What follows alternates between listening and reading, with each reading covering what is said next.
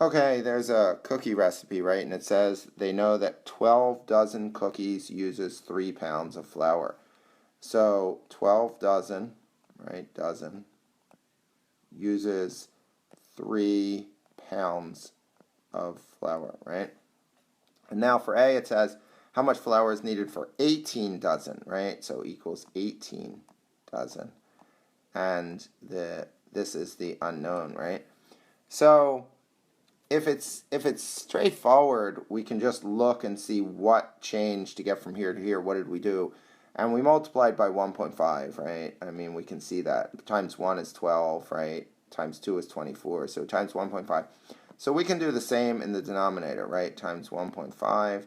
3 times 1.5 is 4.5. So for A, the answer is 4.5 pounds. If it didn't come out nice and easy, like times 1.5, then you could use cross multiplication and do it. Okay, B, how many cookies can be made with 10 pounds? So again, we set up our proportion, 12 over 3, and with 10 pounds of flour, so with 10. So this is the case, 3, I'm multiplying by what to get, 3 and a third, right?